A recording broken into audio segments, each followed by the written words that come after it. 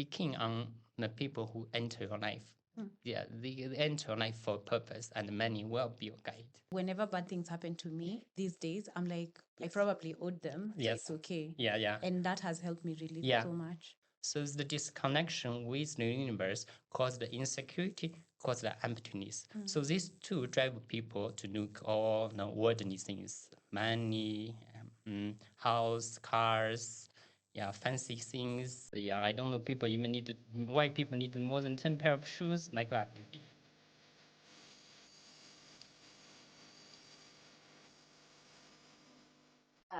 Good morning. Good morning, good afternoon, good evening, dear viewers and listeners. Thank you for joining us for yet another episode of Beauty Lives podcast. I'm joined today by yet another amazing guest, Jason, and I'll allow him to introduce himself. And we are going to talk about very many things, so stay tuned. Welcome, Jason. Okay. Hi, good morning, good afternoon, and good evening. So my name is Jason. I come from China, but I have stayed in Kenya for 13 years. So I'm a healer and a meditator. So that's all for now. We'll discover more later. Yeah. Okay. You're a man of few words.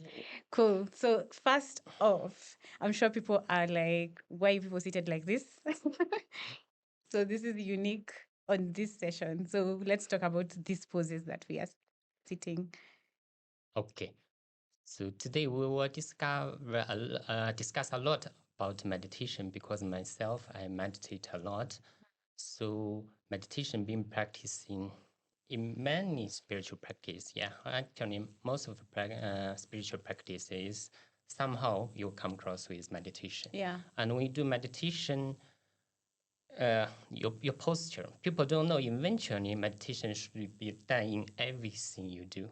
You can do when you're walking, you can do when you're eating, you're sitting, you're lying down, you can meditate anytime, anywhere. But at the beginning, people still under meditation in a sitting position, especially crossing your legs. And also a lot of people actually, they struggle with crossing legs. That's true. So that's where we want to start. So crossing, first we see why we cross legs. Meditation is not about crossing legs, but crossing legs helps meditation. Yeah. The relationship between crossing legs and meditation, I can give you example. It's like how you go to school, you study, and you take exams. We go to school, our goal is not to pass those exams. Our goal is to learn knowledge. But passing exams is a method, is a way we test how are you doing with your learning. So the same as crossing legs with meditation, crossing legs is not the goal of meditation. Meditation is to discover your inner self. But crossing legs can help you to concentrate. So that's the relationship between them. So how you cross your legs helps you with your meditation, but that should not be your goal. So remember that, if you don't never go around with that. So now let's talk about crossing legs. So first thing, remember the first principle, take it easy. Start where you feel comfortable with. Most people, when you start, if you never have a good experience in a lot of flexibility training, so you just cross your legs very easily, just like I've done. like It's very simple. very casually, very simple. Yeah. So where you need to feel comfortable, you can stay at least in that position for 15, 20 minutes at least. That's true. You should be comfortable. That's where you start. But as you progress, the more you do, you shall take one step further, where you shall try to bring one leg up. Put one foot on top of another leg. Even at the beginning, this is not even easy. You may only able to bring it here. That Okay. is fine. Later, you can bring a bit further, a bit further. I'm good. Yeah. Let's start when at the beginning it's usually like that. So it takes time for you to be able to bring it further. So when you do like this, try both legs. So you can practice on both legs. Yeah, see left and right. You practice both legs.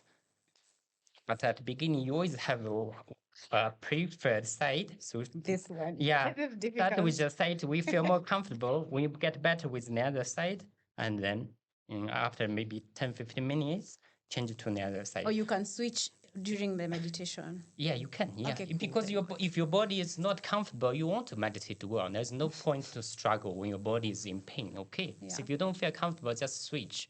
So practice both legs until one day it comes naturally. You can cross both legs. So when you cross both legs, it doesn't matter which leg is up and which leg is down. Until one day you'll be able to cross like this, you do it. But people take this one like a big achievement. They really push themselves to do To it. do this If when you are they not are- ready, trust me, it's not comfortable, and you can even injure yourself. I'm not ready. Yeah. So take it easy. Take it easy. Start where you're comfortable with, and then take a step at a time. For myself, from how I cross casually and then till the point where I can cross like this, it took me 2.5 years. Oh, So it just really? give you an idea how long it can take. Everyone's different, but for me, it took 2.5 years. That's good to Yeah, know. and also even I can do like this very easily. I can stay for a long time, and even if I do meditation, it depends how long the meditation is. I can cross like that. But even though when I start a meditation, I'm not just starting like this. I will start with 5 minutes next neck, and then later 5 minutes on that neck, still one. And only after that, I will cross them both up. So even you can do it easily, always give your body some time to warm up. It's just like if you are a runner, even you are a very good runner, when you start running, you don't give your full speed at the beginning. You will exhaust yourself. You give your body a time to warm up, to adjust, and then you do it properly. Yes, that's how I'm going to do it exactly today. I'll cross 5 minutes, one leg, 5 minutes, another leg, and then we'll show you how you cross like not comfortably for a longer time. So take it easy. Don't push yourself. Yeah, that's actually the very important principle when you are on your spiritual journey. Don't over push yourself. If you do that, you will Give up. you frustrate yourself. Yeah. You'll have a lot of setbacks. You might not able to go really far. Yeah. For sure. Yes, take it easy. Cool. So that's sitting. Yes. What is the next stage in meditation? What else So does it entail? So meditation, as we said, this is just how you help you meditate. Concentrate. Yeah. But meditation, the real thing it happens in your brain. Yeah. So meditation, uh, for beginning, you need to train yourself about concentration. You need to be able to concentrate on something.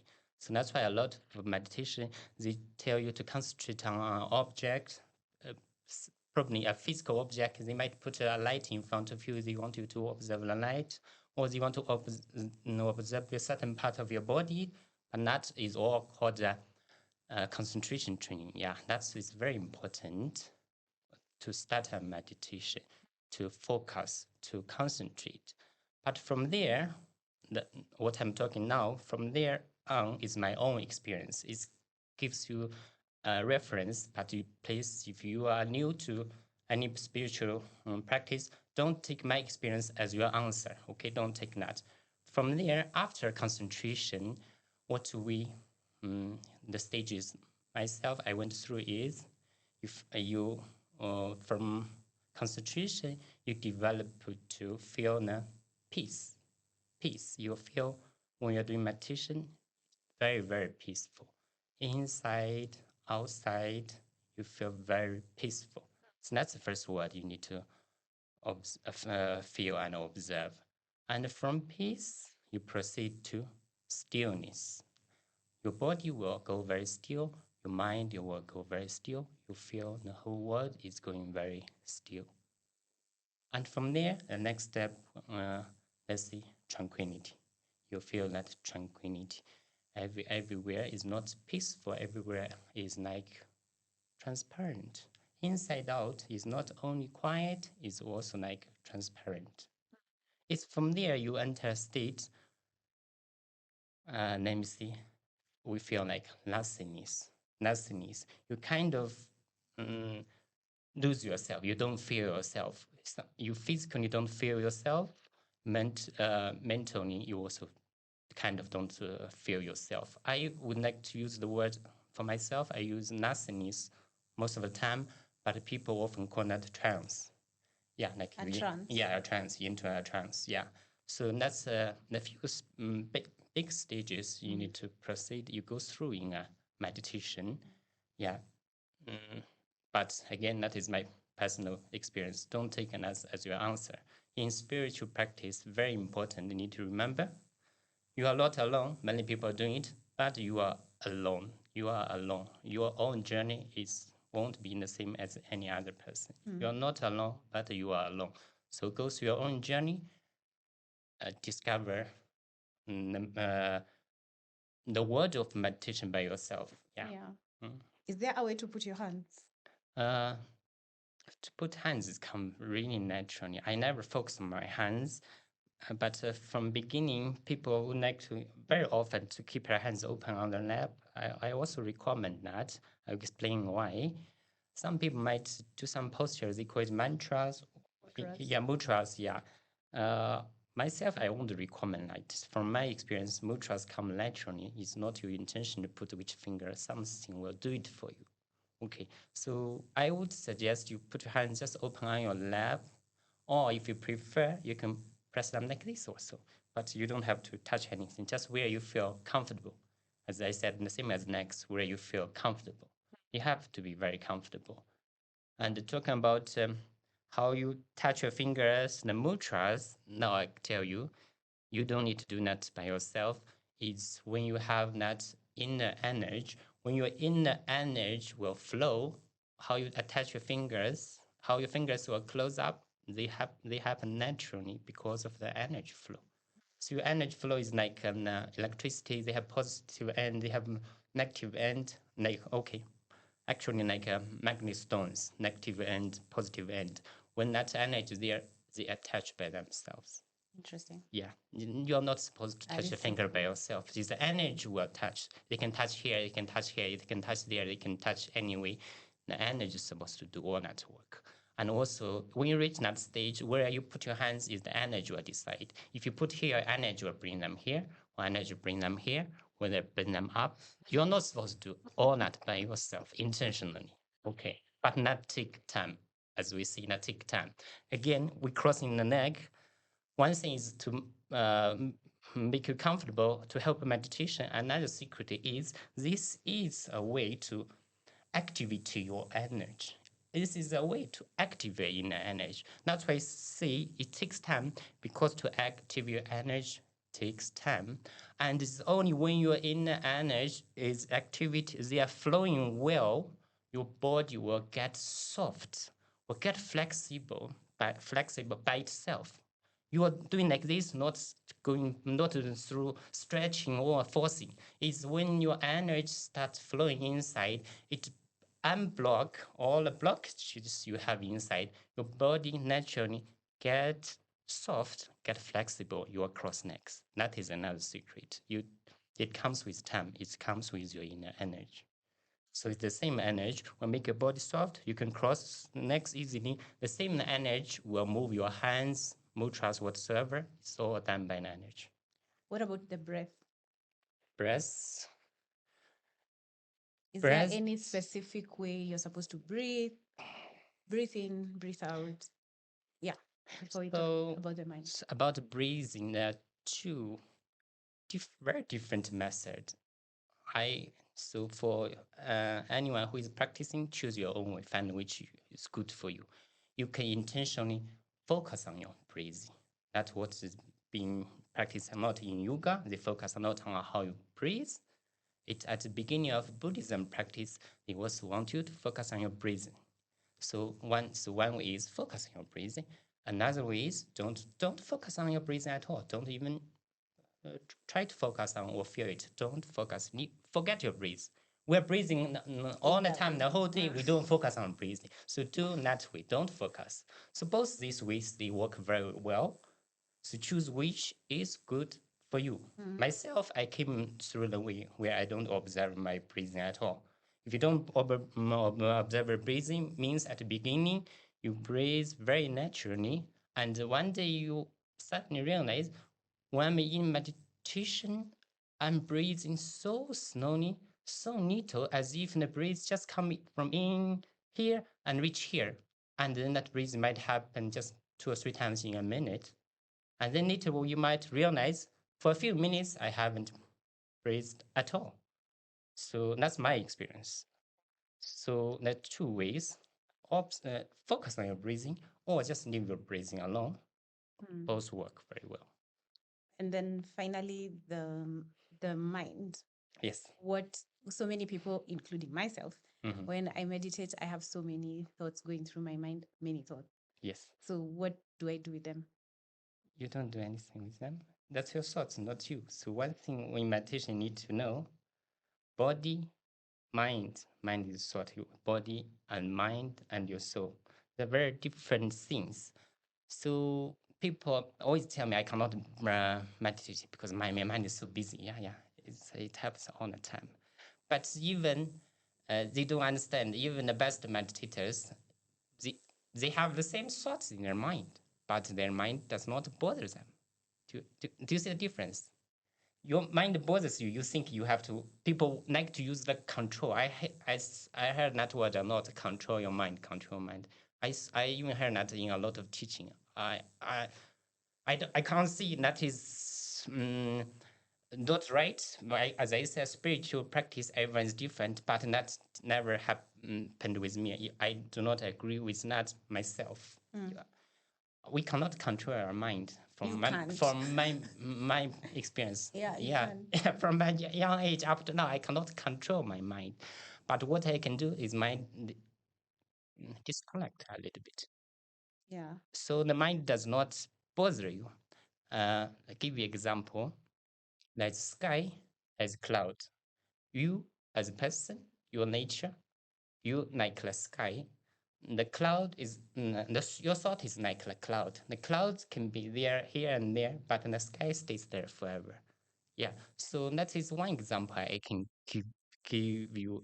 So how you think about your thoughts. You don't take it as a heavy burden or something troublesome. You really need to control it. Take it easy and leave it aside. Mind, because thought, it comes and goes. It does not stay there. It's only when you give it attention, you focus on it, it drags your attention away, actually. It drags your soul away. If you leave it alone, it comes and goes. It does not take anything from you. It's just like the wind. It comes from the window, it goes from another window. It has nothing to do with the things the inside space. the house. Yeah. Yes. So when you're meditating, Yes. you're usually focusing on a flame or a photo. What are you usually focusing on so that you don't focus on your thoughts? So I'm an energy healer. Once to start a meditation, is the energy flow inside my body draw my attention at the beginning. I'm not focusing, but I feel it. I feel the energy flow. It goes here, there, then everywhere in the body. You just feel the energy. And then from here, we'll talk about we meditate, we've gone a bit far. When we only see connected with the universe, people will think connect universe means mind, something like that, connect universe with your mind, with your thoughts. They don't know when we energy healers talk about connect to universe, is a direct energy connection. You will directly feel your energies connecting with the nature, environment, or the universe whatsoever. You can feel an energy in your body, out your body. So I feel that energy connection, energy flow most of the time until my body kind of disappear, my mind kind of disappear. We into trance, we don't feel anything. So that's how my meditation goes.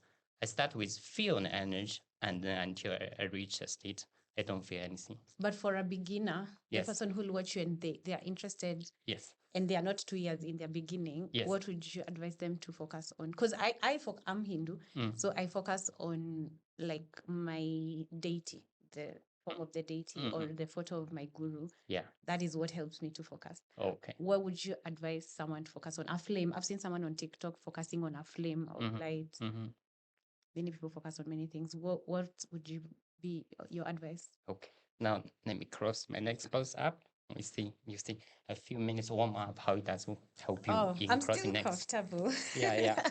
So for a beginner, if you want to try to meditation to practice your focus, I still the principle what works for you is the best. Okay. What I can suggest, very commonly people use, you can focus on a physical object. So you can focus on, if you have a guru or a god, whatever you worship, you follow, you can put a small statue or a picture. You focus on that, it's fine. If you want to put something neutral, I know people use a small, very gentle light, small light. You can focus on a light. Yeah, if you want to focus on a candle, that works too. But if you want to make it easier, you don't have to always prepare an object. So there's some. It's very common you focus on yourself.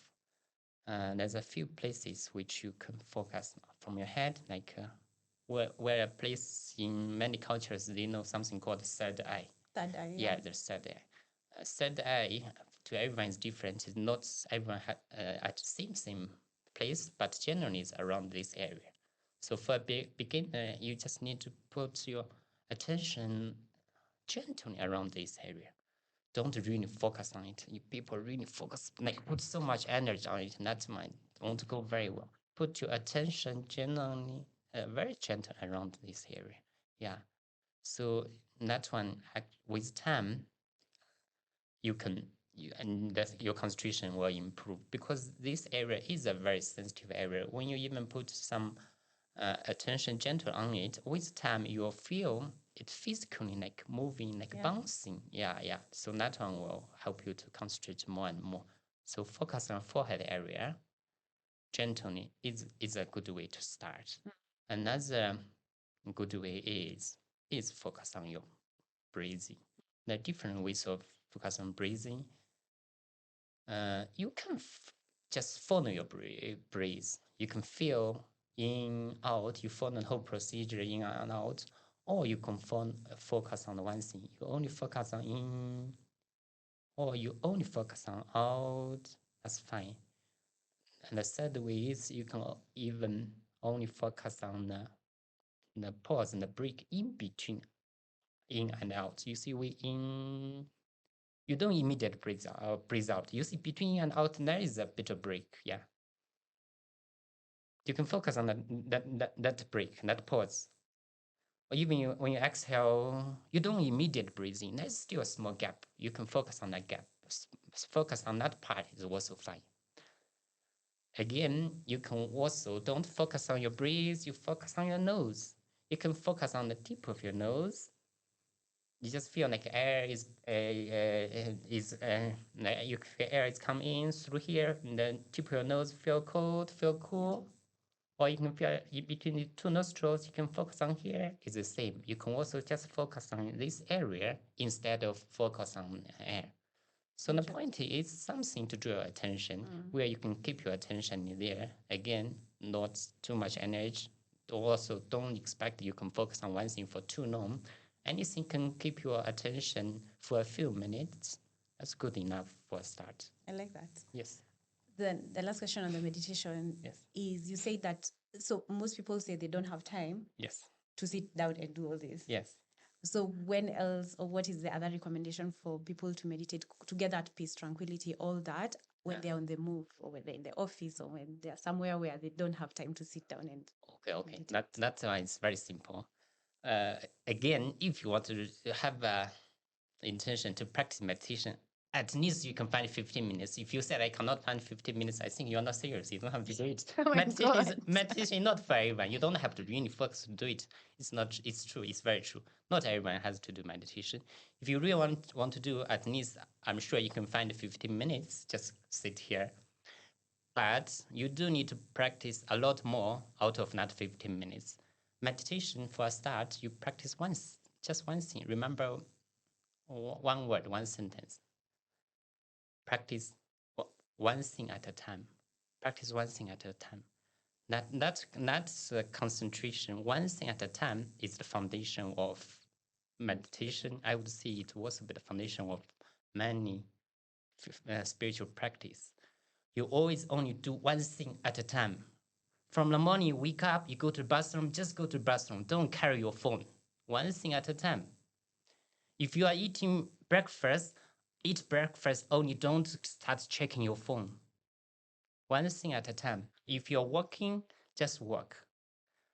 If you are jogging, just jog. Don't put an earphone in your ear. That's why I see people trying to get fit, doing jogging all the time. But I see them walking around, jogging around for a year. They are the same because they were not really jogging. They were listening to the music. They are doing two things at a time. Any spiritual practice, especially meditations, for a start, one thing at a time is the principle. I really like that. Yeah, if you do that, if you are doing one thing at a time, means you are meditating. Yeah. It does not matter. You are eating, you are walking, you are talking to people. If you are doing one thing at a time, that is meditation. I really like that. Like if you're washing dishes, just wash the dishes. Yeah.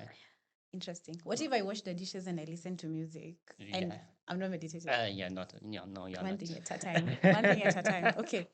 That is so simple. But I like that you say that because I always wondered how come some people do exercises like at the gym or run Yeah. and they don't seem to change. No. But I had that feeling myself that if you're focusing on anything but what you're doing, Yes. you will not get the fruits of what you're doing. Yes. Yeah. Okay. Because the trick is, if you're doing one thing at a time, you're not doing nothing. Your energy is on that thing. It's not energy will make things work. If you're doing at two things at the same time, the energy will not be able to focus on anything. So interesting. It doesn't bring the effect you want. Yeah. So then that comes to, we always talk about body and the mind. If your body and mind are always separate, they are never together, you can't really do spiritual practice. You don't have to force yourself. Yeah. If you want to do spiritual practice, the first thing you need to do is bound your body and mind. Bound them again.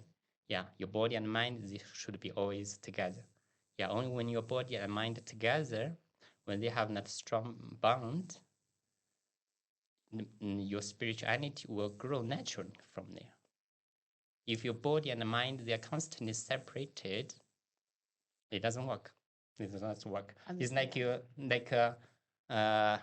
have a seed. If you want it to grow, it need like soil. If you need like water, if all the factors are not together, it will not grow. For spirituality, for it to grow, the foundation is your body and mind. They have to be together most of the time. That makes sense because when we are told to do japa, Yes. japa, my guru says when you're doing japa and you're watching a movie, which is what I do like all the time, you're doing nothing. Yes. It's very mechanical. And I was like, I thought just chanting the mantra. Do you guys have mantras? Yeah, I do.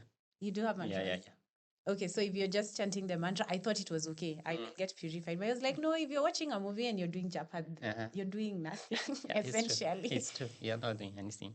So tell us about okay, first, we haven't even talked about your spiritual practices. You said you're Chinese, so are you Buddhist? Like Chinese? What's the difference? Okay, if we talk but there, where I would like to talk a bit more, because nowadays people like to talk about spirituality, but people try to avoid talk about religion. They find it a bit sensitive. Yeah, it's a bit sensitive to talk about religion. But for me, I'm very open on that. I would like to talk about the relationship between spirituality and religions. Yeah. Because myself, from the past 12 years, I went through Christian. I've spent a few years in Christian.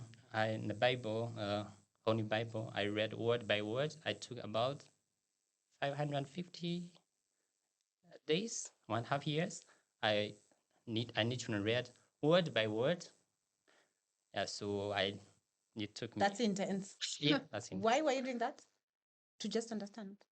I don't know. I just think, for me, I think everything happened when it's meant to happen. Okay. I was always very close to Christian, but I never read the Bible like intensely like that. But just there was a time I always had the Bible. I just started open. I feel I want to read it, so I just spend every day half an hour to read it. So I read it 1.5 years through. Did you get the essence of the Bible? Yeah, I know it. So there was a time when I talk to people, they say, he is preaching again. They see me, Really? I'm preaching. How far back is this? It was about 4 or 5 years back. Not Were that you far. still meditating? I would say I meditated much longer than that. We'll get there. I ask because Yes. there is a misconception Yes. that you can't be Christian and a meditator. I'll tell you, You that can- is a big misunderstanding. In all the days, if you check in the history of Christian, a lot of very senior pastors, they are very great meditators. Yeah. Yeah. Because it's just a body and mind Yeah, connection. It's really yes. not that Yeah, serious. yeah. Cool. Continue. So you are a Christian and then Yes. So, and from there, Buddhism. Okay, I have been in contact with Buddhism from many years back. Ever since I'm about 20 years old, I've read a lot of Buddhism books. Yeah, so but I've never been deep into it. But after Christian, I got into it. I started reading a lot of very holy books, a lot of mantras, as you said. I know a lot of them. I have Buddhist mantras. Yeah, Okay. Buddhist. Yeah. Now I still have one very good friend who is a monk, has been a monk for 18 years. Yeah, at a Buddhist temple. Yeah. And I also, but to be honest, I'm most close to Taoism. Because Taoism is where they practice the relationship between human and the nature.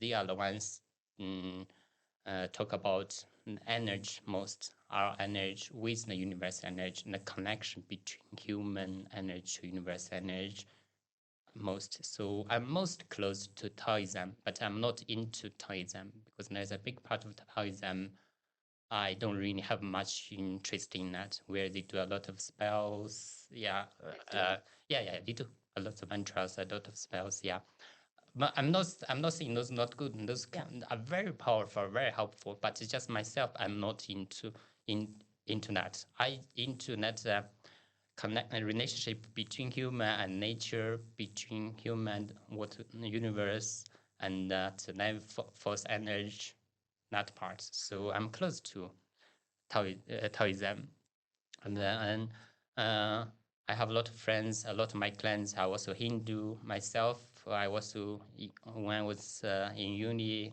doing my masters, I already read a lot of very classic Hindu books. So I was very familiar with Hindu as well. Yeah, a Muslim as well. Yeah, Islam. Because I read the Holy Bible through, so I'm very familiar with the stories. So it was easy for me to go through Quran. Yeah, Quran. It was very easy. So I also went through Quran from beginning to end. Yeah. Yeah. Did you read the Tao Te Ching? Yeah. That's what we read when we studied in, I think, from middle school, even from middle school. It's that basic. Yeah. That is still one of the classic books we have to study from young age in school. I really liked it. Yeah. And I read it very again. important. Yeah. Awesome. Yeah. Okay. So after all this religion, that's what I said. Yeah. One thing very important, you have said Christians they should not meditate, which is not true. As if you check a history, a lot of great pastors, they are great meditator.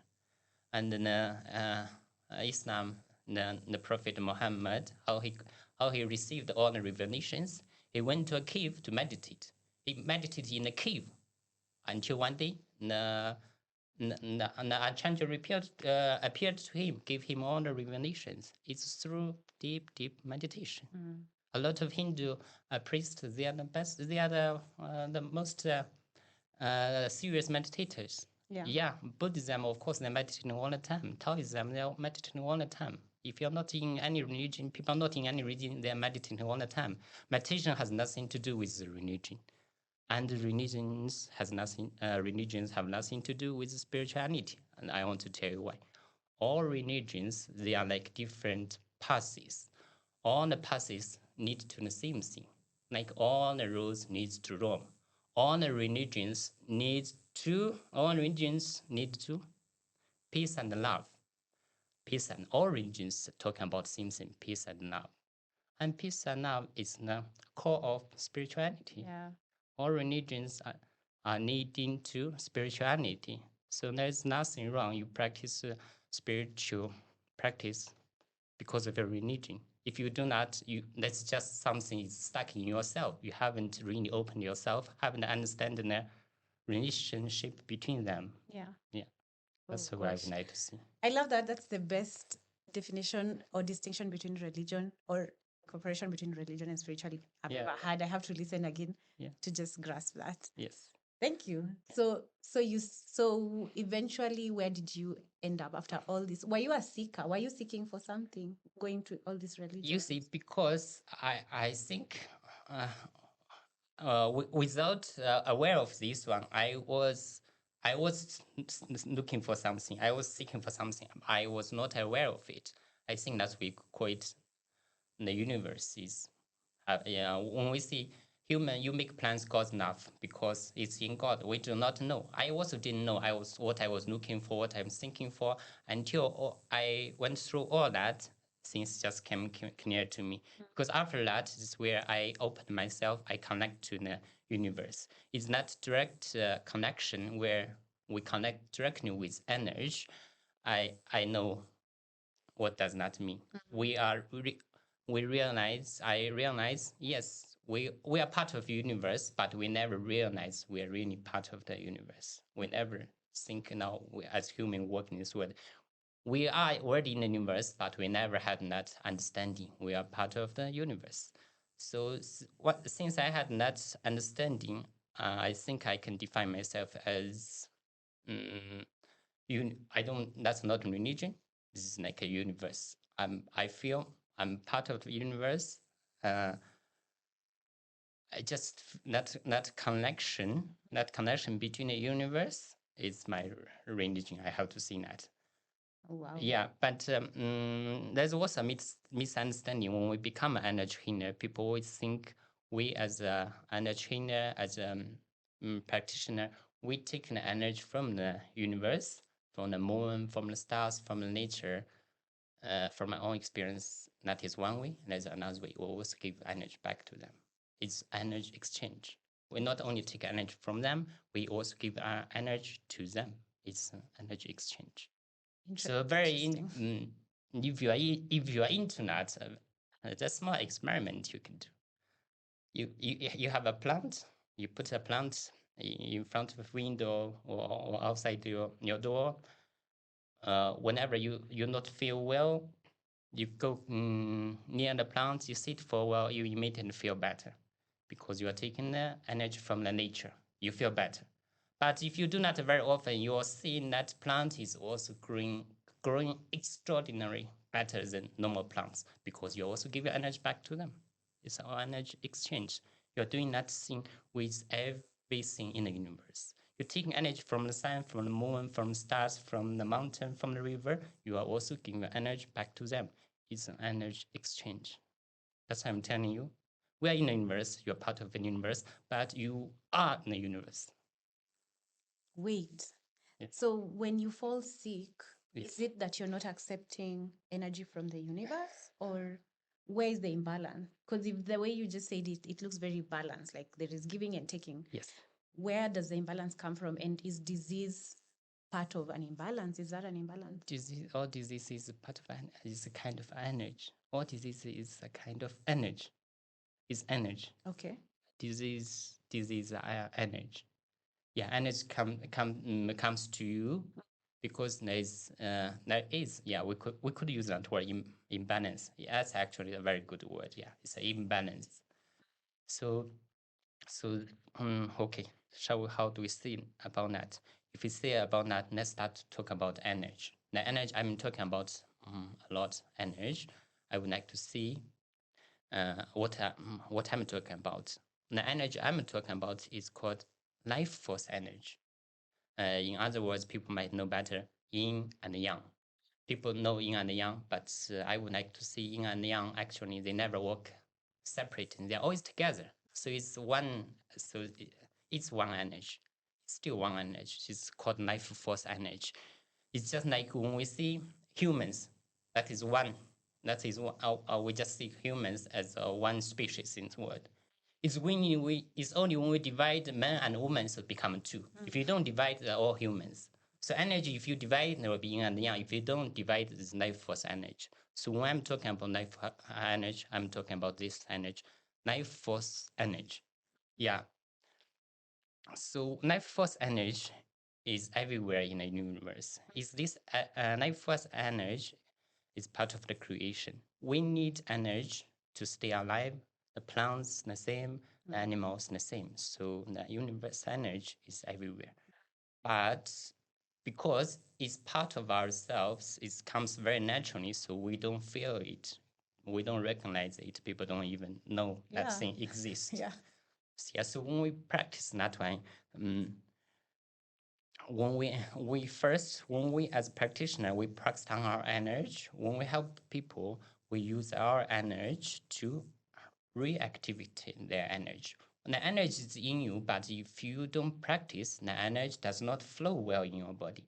Actually, that's where a lot of issues, not physical issues, but you only start with physical issues. If your energy does not flow well, you get pains and aches everywhere. Yeah, you can get neck, shoulder, back, necks, or you can just feel fatigue all the time. You just feel generally very unwell. Yeah, you might have issue with sleeping. You might have issue with digesting. You might have issue with breathing. That is all your energy is not flowing well. When your energy is not flowing well, it causes blockages. When your body inside is blocked, that's where the pains and aches starts. You don't feel well. It's like a pumping system. We have all the pipes, but if it's blocked somewhere, Yeah. the system does not work. That's Yeah. where all the physical issues come from, including diseases. Because when your system not flowing well, your immune system will go down. When your immune system go down, you don't have a protection for yourself. That's where those diseases are also type of energy they can access you. Oh, Yeah. God. So that's where one thing we see energy. If your energy is low, not flowing well, you get physical issues, and also cause mental issues. Mental issues, when your energy is not flowing, your body is not feeling well, you naturally get anxiety, depression, anger, all these issues, and that one builds up even more serious mental challenges. Yeah. Interesting. Yeah, that's how it goes. When you're physical not feeling well, you mentally challenge, you definitely very hard for you to go spiritual. Yeah, so that blocks your spiritual path, definitely. This you explain things so easily. So you mentioned that you're a healer. Yes. What do you heal? So what I do is, as I said, I use life force energy. What I hear is what I've just explained. People only come to me for from three different passes. People because I had a traditional Chinese medicine background, so there's a group of people come from me just for these physical issues, which I said. They might have migraine all the time, their neck is hurting, their shoulders hurting, back, legs are very weak. Arthritis? Arthritis we do, but it takes much longer time to heal it. Yeah, but it is possible to make it better. Yeah. So all these physical issues is you only a group of people come to me. A second group of people who come to me is they come from me from physical challenges. Part of them, because if done the physical sessions with me, they feel the benefit, not they're physically better, getting better, they're mentally also getting better. So now they switch to this side.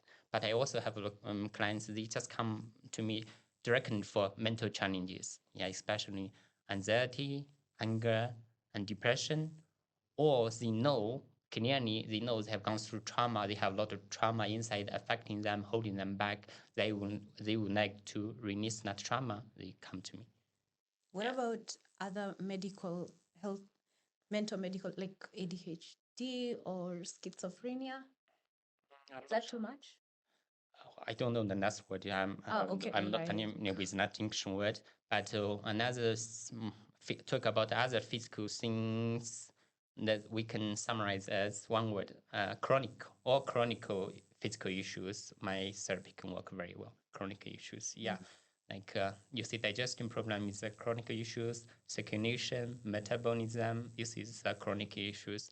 Like blood pressure problems. These are chronic issues. Yeah. Wow. Yeah, arthritis take long time to improve. You can't go back 100% where you are, but you can improve. Cancer?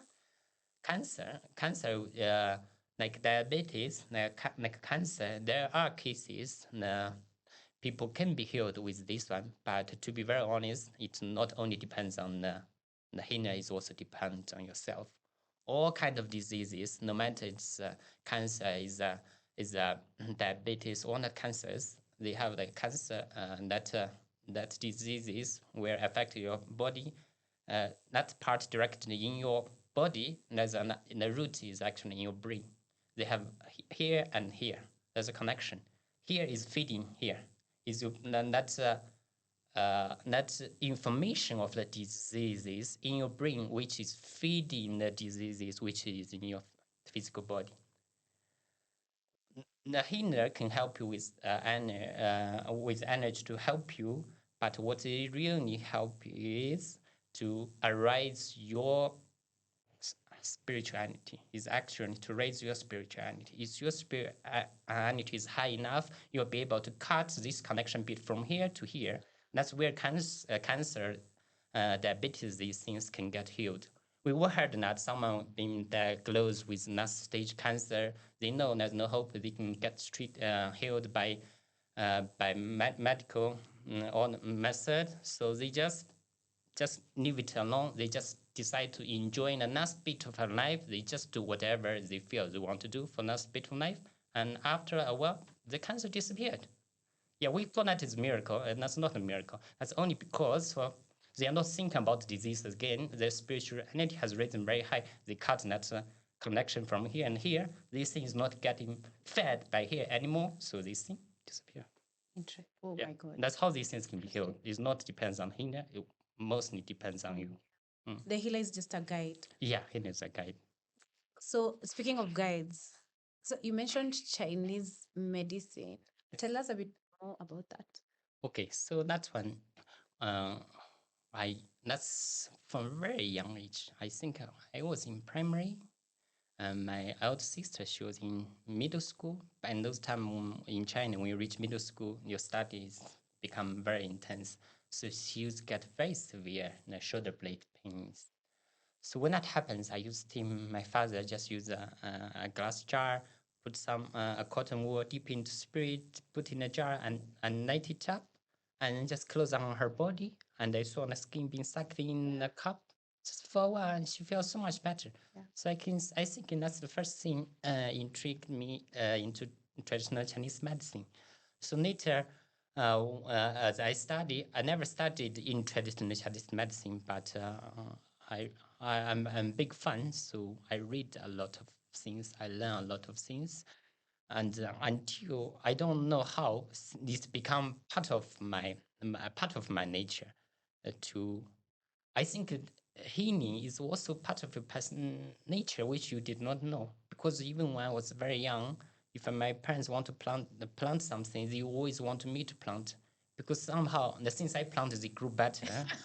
When they plant, there's a high chance they don't even grow, they die. Yeah. So I think it is part of your gift. It's in your genes. So when I grew up, I just got a lot of knowledge about them. When I came to Kenya, I wasn't practice this one. It's until I started meeting a lot of people, I see them a small, very, very small thing, a small pain, probably a shoulder, a blade, something, a very small pain, which I know from my knowledge it can so easily to get it done, but people suffer that for months. The people suffer that for months. They go for this checkup, they do not massage, does not work until they cannot move their shoulder, they cannot drive. I feel very, very surprised. I was really surprised because I had there was some older family friends. When I noticed that they are suffering that, I was very surprised. I said, I can do something for you. Yeah, actually, first start from family member, my daughter's godmother. She was suffering a pain for no matter for very long time. So I did just one session for her. She said for 6 months, I didn't feel any pain at all. So that's where people get to know me, friends, close family. They start coming to me for all kinds of pains and aches. And later, more and more people, they start coming to me. Yeah, I did not until COVID started. And COVID started is not because I had very young children. It's not so convenient to in physical contact with so many people. So that's where I stopped doing those sessions to meet people physically. And it's very interesting. After COVID, after 2 or 3 years, I realized I don't need and those tools, those medicines, I don't need to touch people. I could just use this energy to do the same thing. I did not know before, but COVID gave me a chance.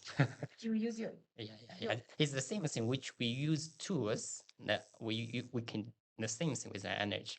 Talk about traditional Chinese medicine. I think people know most uh, about acupuncture. yeah. Yeah, people know those needles you put on your body. You're not doing anything. You just put needles on certain part of your body. It heals the things.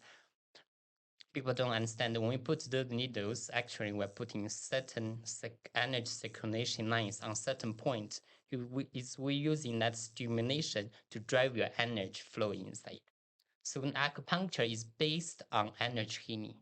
You say you use needles to drive the energy, but before we had that technology, before we had acupuncture, we use energy to directly drive your energy, and that technique still still exists. Although practitioners I really feel because not that easy to practice. Use energy driven energy. It's much easier to train people use needles to drive energy. So people do not know, but that technique still exists, and that is still the foundation of all Chinese medicine. Yeah, it seems Also, like it.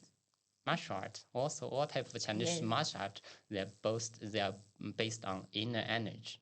Qi. Yeah, qi. Yeah. If you do want to do traditional martial art, as much as you have to practice your speed, your muscle, but if you don't have inner energy, you want to do really well.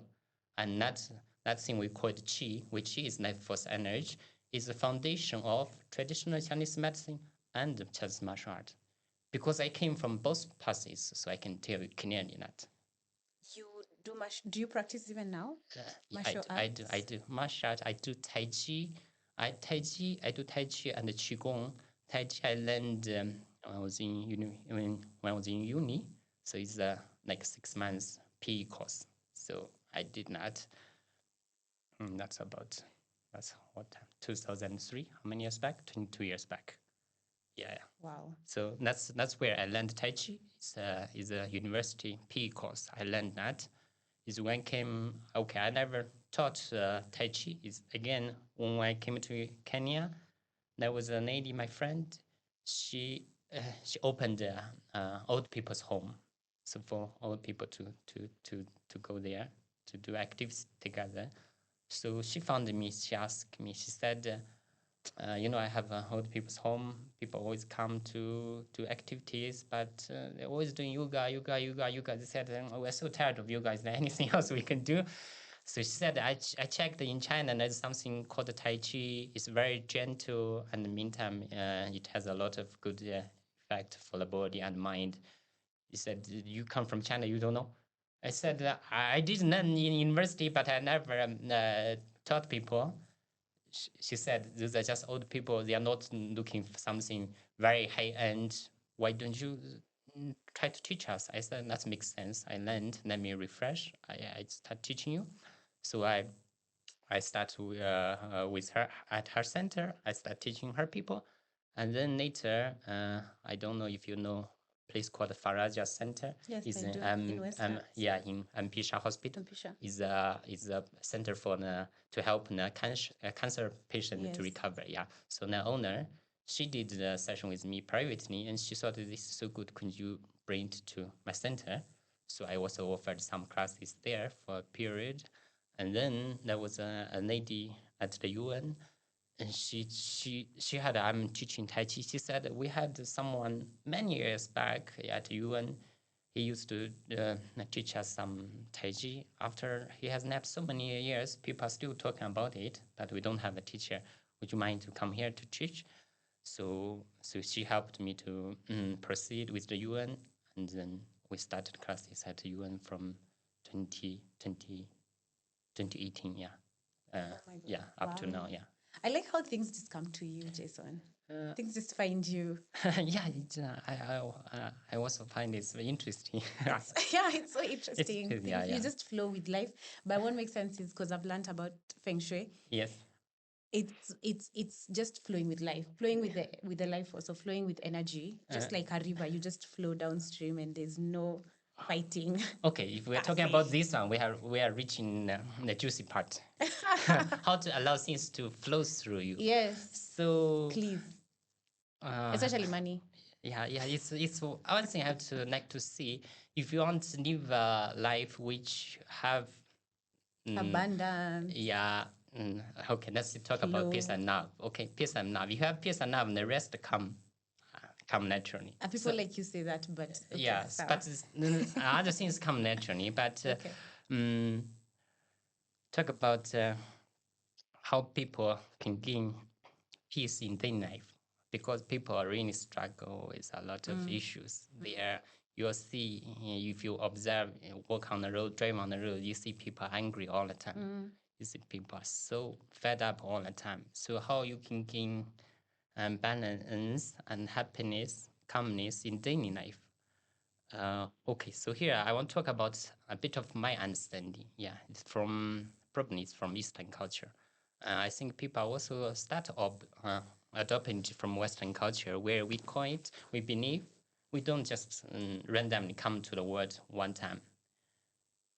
We call it reincarnation. Yeah, you come to this universe again and again. We have one life. We finish with this life. We pass on. That's why nowadays we don't see people die. We see pass on. Pass on means they have another journey. Yeah, so we believe we keep coming back to the universe again and again and again and again. Is to achieve something.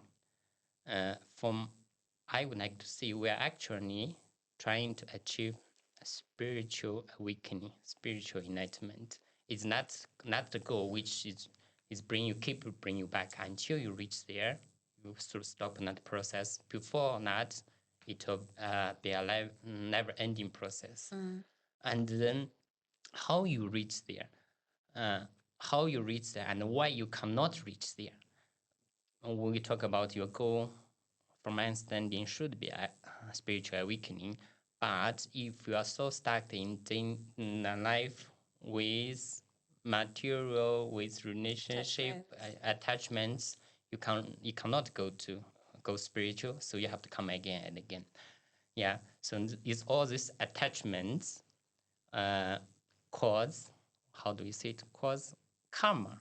That's what cause karma. Yeah, karma. When people talk about this word, when they hear this word, they take it negatively. No, it's not necessary. Karma is a very neutral word. There's good karma. There's bad karma. It's a very neutral word. And then any karma is a type of debt. Either you owe someone or they owe you. Because you owe them, so you have to, if you didn't pay back in this life, you have to meet them again in another life to pay back. If someone owe you, they did not pay you back in this life, they have to meet you another life to pay you back. So our life is about paying debts. So if you have that understanding in this life, the things which make you angry, your family, your colleague, whatsoever, they make you very angry. If you have that understanding of this word, that you will know, you can simply understand, I'm paying my debt. They doing like this to me, most probably I did the same thing to them another time. I'm paying my debt. So since I'm paying my debt, I'm okay. Let me pay my debt. Once the debt is cleared, I will feel better. I will feel lighter. Yeah. So this is my understanding.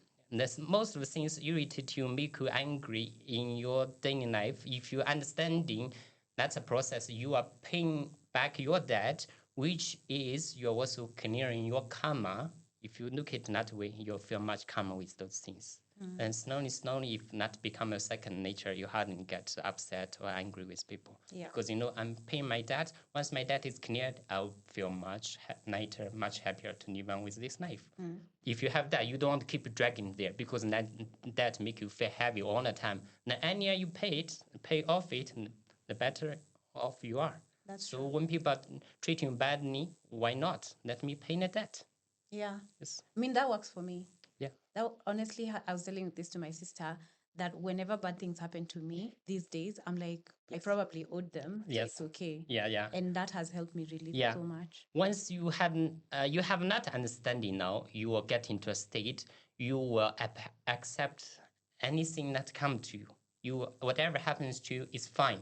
You will accept, and then you will let them pass through you, which we see let it flow through you.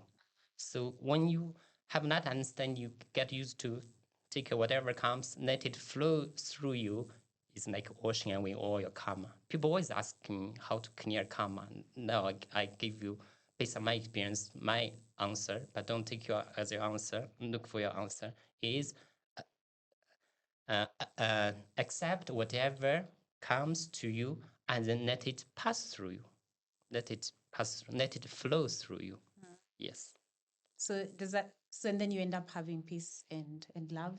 Yes. And then all things just keep coming because if you're an open channel, Yes. things will just happily come through. Yeah. Because basically, when it comes to energy, we know something we call vibration, energy vibration frequency. Yeah. Yeah. When you are always angry, you are depressed, your energy frequency is very low. Not no frequency attracts the similar no energy come to you. So you attract all the same people, all the same accident, all the same bad stuff. So you got yourself more and more stuck there. But if your energy frequency start rising, you attract better things, better things. That's another thing people know is called the north attraction. Yeah. Yes. When your energy is at a higher level, you attract better and better things. So eventually you will find like people, you can really feel you are like blessed. Like bad things, they naturally do not come to you as if they are keeping distance from you, like intentionally. Good things come to you, right people come to you at the right time, right things happen at the right time. Yeah. I must be vibrating high if you're in my life. Yeah.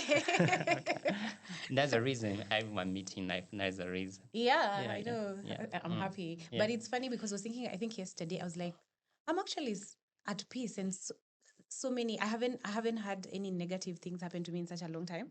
And now is when you're explaining that I'm like, oh, that makes sense because I've been doing my spiritual practices very faithfully. Yes. And I guess that means my vibration is high. So I've been attracting very high quality, high vibrational. It's true because you Life. already have an understanding. You are paying your debt. That's a very big. Okay, that's a very big trick. Let's see. If you have that understanding, anything bad thing happen to you, you are paying your debt. You will start accept everything. Yeah. You have that peace start coming into you. Yeah, slowly. Yeah, my guru says that a lot. Accept, unconditional Yeah. acceptance. I It's use very this. difficult. Yeah, I use this word. I use accept is a bit neutral because there's another word. Sometimes we also use, but people you want to take it negative, which is surrender. Oi. Yeah, it's the same meaning, but people would take this word Yeah. as negative, so we use Yeah. accept. Surrender, people think surrender it's- is the same meaning. It means accept anything come to you, surrender to your universe. It's not negative. Yeah, I mean, people confuse that with Yes. releasing control, which Yeah, is a yeah. whole other discussion. Yes. You have Yeah. no control. If you talk about control, I have to tell you the truth. You have no control. And- Are you able to control what's happening tomorrow? I think people just want control for security purposes. I understand where people are coming from. Like, I want to just know it's a survival tactic. Yes. You want to control that you will not be eaten by a lion. Okay. The next bend you take, Okay. So I see where it's an evolutionary Yes. process Yes. of survival, and I understand that. But I think the higher we go as spiritual beings, we Yes. need to learn to let go and let God. You have brought another very juicy word, insecurity. Yeah. So now let me tell you from based on my experience, my understanding, my spiritual journey by far, how I see or why there are a lot of suffering in this world. People are really suffering from all kinds of things. Yeah, physical, mental. People are really suffering. But how these things happen, from my point of view, it all happen with one word: insecurity.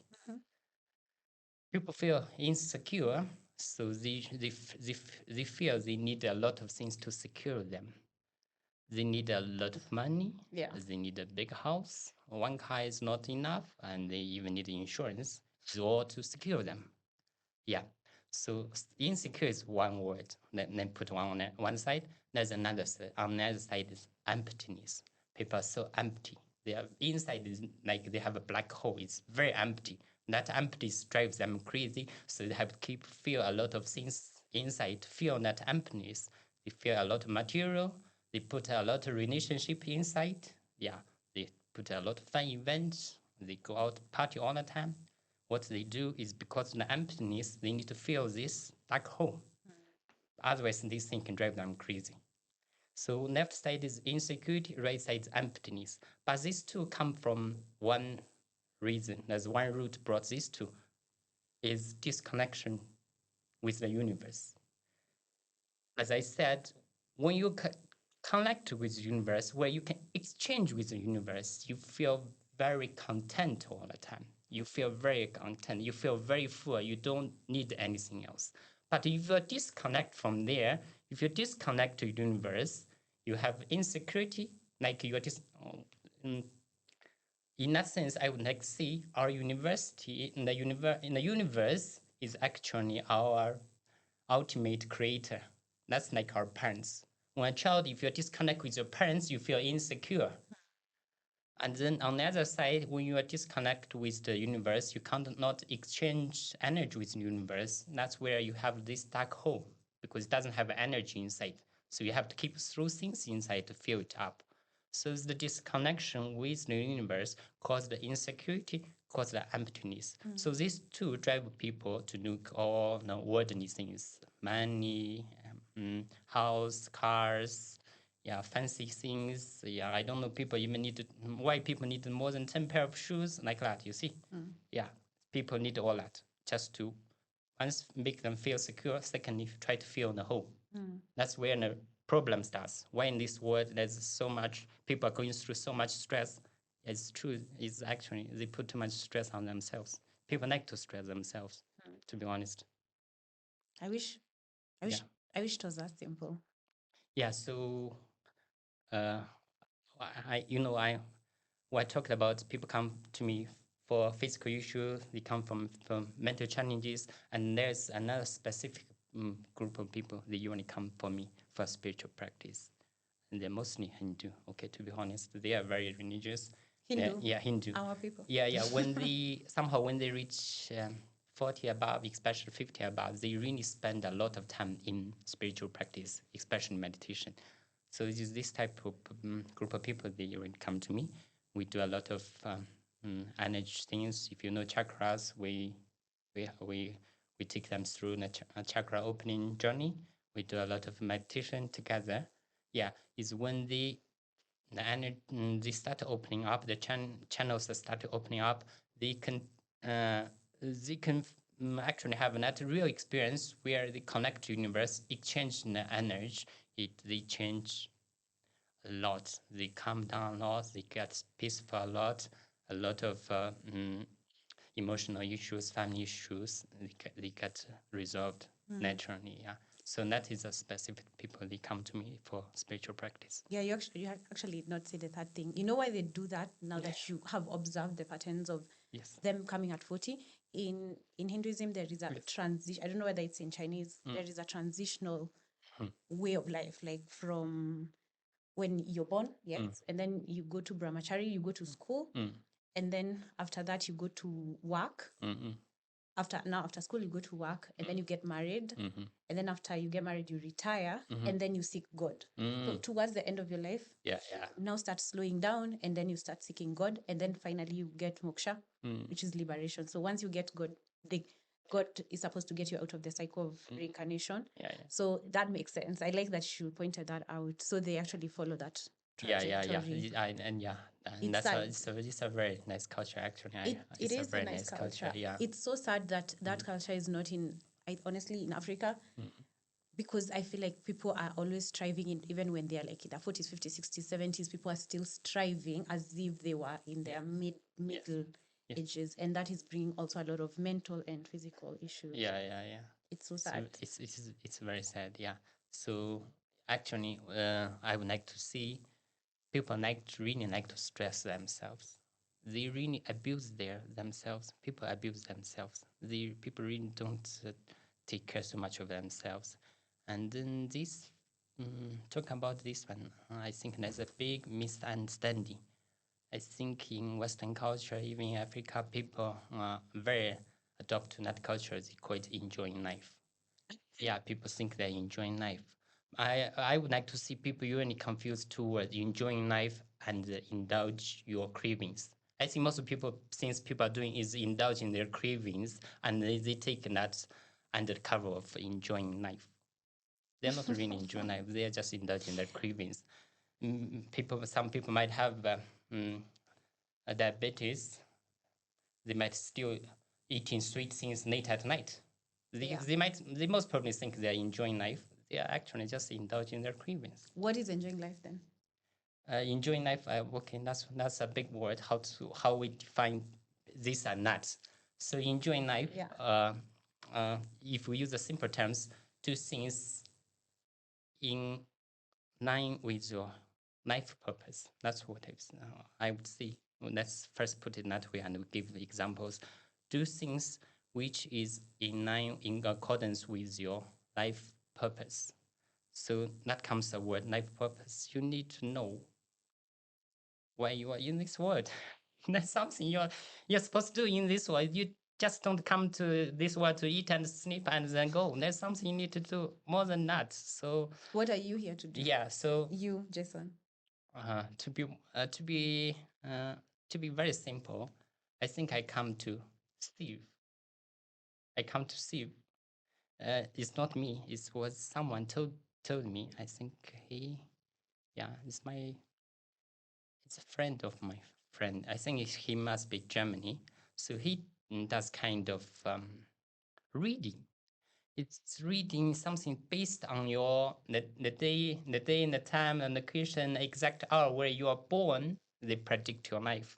I understand there's something. It was called human design. Yeah, human Yeah, design. like that kind of reading. Yeah. Yeah. So he did the reading for me. It came into a chart. It came with one word, which they use one word to describe this person. What is your life purpose? My word was save. I come to save.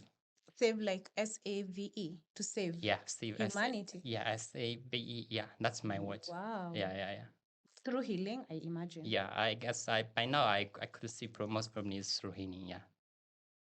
Oh, okay. So you see, so people ask this question a lot. Okay, you were explaining something. Yes. Let me just let you finish and then I'll get back Yeah, to my so question. that's why I said everyone has a life purpose. So you have to try to find out your life purpose. When you have your life purpose, like you have a guide, you can live a life you in accordance with your life purpose. So under guide, so you are guided. So when you live a life guided, you do whatever you feel good, feel happy under the guide. I would say you are enjoying life. If you are doing things without any guide, just indulge your cravings, I would not think you are enjoying life. That's true. Yes. I mean, I can see an imagery of someone lost in the forest, just eating berries and everything, but they're still lost in the forest. Yeah, the berries might be sweet, but you're still lost. And you mentioned so many things. So the first one is guide. Do you have a guide yourself? And what's the importance of having a guide in one's life?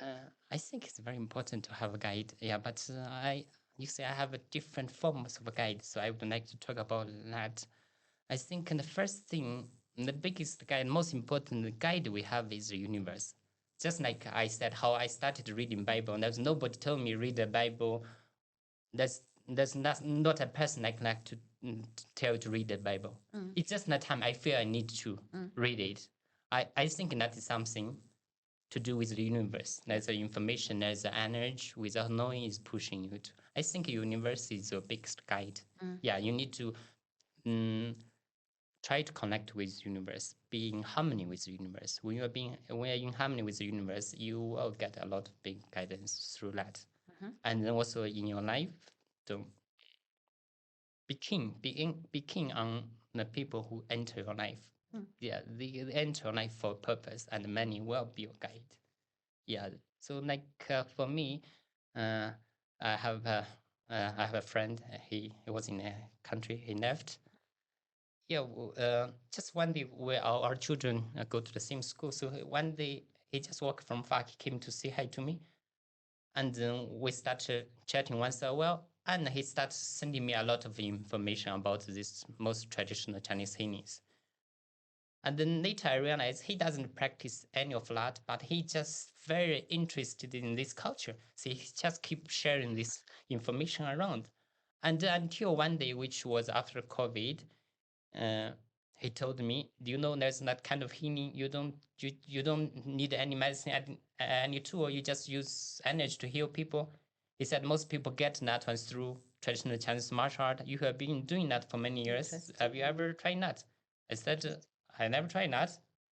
And then I tried on my partner, and she immediately started responding very strongly. So that's how I understood. I got it and understood that thing which was in our history. They still exist. They are just there. You did not know. You just need someone to guide you. That is a guide. Yeah. That is a guide. Interesting. Yeah, yeah. Do guides find you? Or how do people will probably ask, how do I find my guide? You see, like this guy, he came to me to say hi That's to me. true. That it just happened. But I do find guide. Like as I said, meditation actually is a way to find a guide. When you are into deep meditation, into that trance, in that state is where your wisdom arises. We are talking wisdom. We're not about talking knowledge. Knowledge is something very different with wisdom. Yeah, so your wisdom arises, and through there somehow you can also get unknown guides. You get unknown guides. Like things just come to your mind. Yeah, things come to your mind. You receive a message. You don't from anywhere. It just comes. That is a guide. That is guide. Interesting. Well, I have so many questions, but Yeah. we're out of time. Wow. Nice. So we'll probably have to do another one because we have to talk about God. You have to talk about. I have so many questions. Okay. Ask. So, for now, thank you so much for coming. Okay. I've learned so much. I love your perspectives, your way of looking at life. I really loved it. So yes, I'd love to have you again. But for now, I would like to say goodbye to our dear viewers and listeners. I hope to see you again in the next episodes. Till then, have a good one. Okay. Goodbye. Okay. Bye. Bless.